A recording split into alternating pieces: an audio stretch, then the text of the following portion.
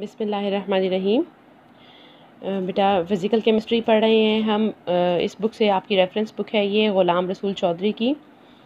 आज का हमारा जो टॉपिक है बेटा लिक्विड्स में है। लिक्विड्स में हमारे पास विस्कोसिटी का टॉपिक है। लास्ट हमने टॉपिक कवर किया है सरफेस टेंशन गैमा का। अब विस्कोसिटी का हमारे पास टॉपिक है जी बच्चों। तो हमारे पास विस्कोसिटी, आपको पता है कि एक लिक्विड फ़्लो करता है, आपको पता है डिफरेंट लेयर्स में फ़्लो करता है, ठीक है। उस मॉलिक्यूल्स लिक्विड के मॉलिक्यूल्स के आपस में वो जो फ़्लो करता है तो लेयर्स की सूरत में फ़्लो करता है। एक लेयर मॉलिक्यूल्स की दूसरी लेयर के ऊपर फ़्लो करती है और इनका फ़्लो स्ट्रीमलाइन हो सकता है, इनका फ़्लो टर्बुलेंट हो सकता है यानी ज़िगज़ैग हो सकता है, और इनका फ़्लो स्मूथ या लैमिनर हो सकता है। तो बेटा जो लिक्विड्स के मॉलिक्यूल्स आपस में लेयर्स में फ़्लो करते हैं तो उनके दरमियान इंटरमॉलिक्यूलर फोर्सेस मौजूद होने की वजह से आपस में एक लेयर की दूसरी लेयर के साथ थोड़ी सी रेजिस्टेंस मौजूद होती है। एक लेयर दूसरी लेयर को फ़्लो करने में थोड़ा सा मज़ाहमत करती है। ये रेजिस्टेंस या मज़ाहमत क्या कहलाती है? विस्कोसिटी। ये हमारे पास क्या है? Internal resistance to flow of a liquid is called as viscosity. तो ये विस्कोसिटी किसकी वजह से होती है? लिक्विड के स्ट्रक्चर की वजह से और लिक्विड के अंदर मौजूद इंटरमॉलिक्यूलर फोर्सेस यानी वॉन डेर वाल्स फोर्सेस होने की वजह से। अगर उस लिक्विड के दरमियान फोर्सेस बिल्कुल भी नहीं है आपस में, उसके मॉलिक्यूल्स में फोर्सेस बिल्कुल भी नहीं है, तो मॉलिक्यूल इजीली फ़्लो करेगा। उस लिक्विड को हम मोबाइल लिक्विड कहते हैं। लेकिन अदर उसके अंदर आपस में अट्रैक्टिव फोर्सेस मौजूद हैं तो वो मॉलिक्यूल्स आपस में ही एक दूसरे को अट्रैक्ट करते रहेंगे और वो स्मूथली फ़्लो नहीं करेंगे, वो टैंगल्ड फ़्लो करेंगे। उस लिक्विड को विस्कस लिक्विड हम कहते हैं। तो ये हमारे पास है। आप ऊपर वाली लेयर्स देखेंगे, दरमियान में सबसे जो मॉलिक्यूल्स होते हैं वो किस तरह से फ़्लो करते हैं। उनकी वेलोसिटी ज़्यादा होती है, उनका उस कंटेनर की वॉल्स के साथ भी, उस पाइप की वॉल्स के साथ भी कोई कनेक्शन नहीं होता। दरमियान वाले मॉलिक्यूल उनकी वेलोसिटी सबसे ज़्यादा होती है। इसके अलावा जैसे जैसे ऊपर जाते जाएं, जब वो दीवार से टकराएंगे, अपनी ट्यूब की या किसी वेसल की वॉल से टकराएंगे तो उनकी वेलोसिटी क्या हो जाएगी? उनकी वेलोसिटी कम होती जाएगी। और दरमियान वाले मॉलिक्यूल्स की वेलोसिटी सबसे ज़्यादा होती है और वॉल्स वालों की कम होती है। इसको हम निकालें इस फोर्स को, तो हम इस फोर्स को क्या कह सकते हैं? फोर्स ऑफ फ्रिक्शन या विस्कोसिटी। ये हम फोर्स मैथमेटिकली देखें तो क्या होगी? फोर्स ऑफ फ्रिक्शन F, ठीक है, जो कि उस मॉलिक्यूल्स के लेयर्स के दरमियान में रेजिस्ट कर रही है, वो डायरेक्टली प्रोपोर्शनल है किस कहाँ पर? इस डायरेक्टली प्रोपोर्शनल है एरिया के और उन लेयर्स के दरमियान में वेलोसिटी डिफरेंस कितना है? dv।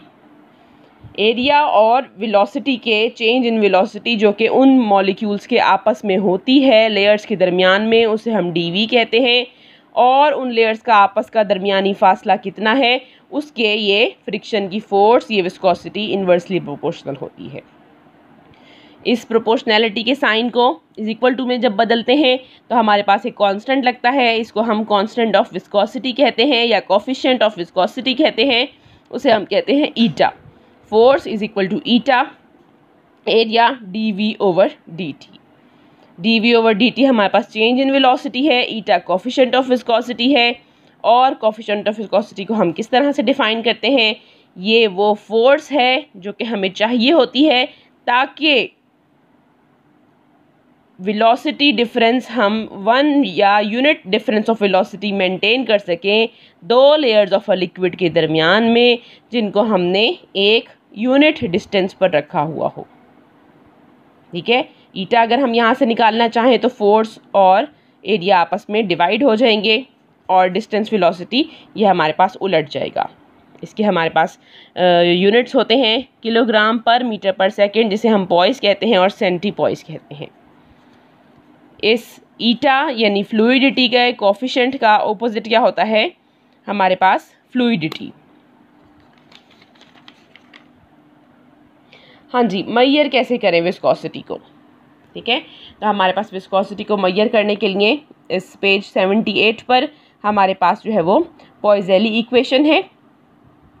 ये पॉइज़ेली इक्वेशन जो है वो हम eta this is equal to pi P T और r रेज़ टू पावर 4 8 ये किसके लिए है 8VL, ये equation Poiseuille equation laminar flow के लिए है, स्ट्रीम लाइन फ्लो के लिए है, ठीक है। ये पॉइज़ेली इक्वेशन उन लिक्विड्स की कोफिशिएंट ऑफ विस्कोसिटी मेजर करती है जिनका फ्लो स्मॉल है और लैमिनर फ्लो है, स्ट्रीम लाइन फ्लो है, ठीक है। फिर हमारे पास एक और नंबर आता है रेनॉल्ड नंबर। इस रेनॉल्ड नंबर से हम अंदाज़ा लगा सकते हैं कि हमारे पास लिक्विड का फ़्लो कैसा है, स्ट्रीम लाइन है, लैमिनर है या हमारे पास टर्बुलेंट है, ठीक है। अगर ये हमारे पास फ़्लो क्या आता है, अगर ये रेनॉल्ड नंबर हमारे पास 2000 के राउंड अबाउट आता है तो इसका फ़्लो हम क्या कह सकते हैं, फ़्लो न्यूटोनियन है यानी कि स्ट्रीम लाइन है। लेकिन अगर 4000 या इससे ज़्यादा आता है तो हमारे पास लिक्विड का फ़्लो क्या है, टर्बुलेंट है। ये विस्कोसिटी बेटा हम मालूम कर सकते हैं कैसे, हमारे पास ये पॉइज़ेली इक्वेशन में P है, T है, R है, वेलोसिटी है और L क्या है, लेंथ है। तो ये चीज़ें हम क्या है, हम रिलेटिव मेजर करते हैं, यानी जिस तरह से हमने सरफेस टेंशन यानी गैमा को मेजर किया था तो उसी तरह से हम इनको मेजर करते हैं। और हम दो चीज़ों की लेते हैं, किसी भी लिक्विड की विस्कोसिटी को बेटा वाटर के साथ मालूम करके लिया जाता है। तो हमारे पास दो ईटा आ जाएंगे, पॉइज़ेली इक्वेशन हम दो दफ़ा लिखेंगे, हमारे पास ईटा 1 और ईटा 2।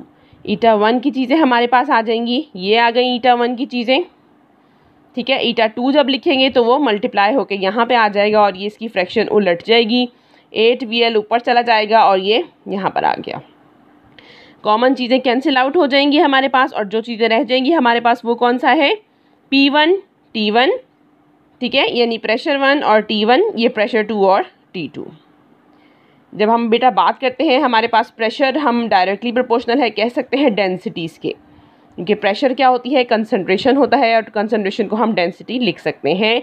तो हमारे पास प्रेशर की बजाय हम डेंसिटी 1 डेंसिटी 2 कर देंगे। तो ये हमारे पास इक्वेशन है किसी भी लिक्विड के ईटा 1 उसको मालूम करने की, प्रोवाइडेड दैट जब हमारे पास ईटा 2 क्या है, वाटर है, ठीक है। तो ईटा 2 को हम जो है वो दूसरी तरफ ले जाएंगे, ये हमारे पास ये इक्वेशन आ गई है जिससे हम किसी भी लिक्विड की विस्कोसिटी मालूम कर सकते हैं।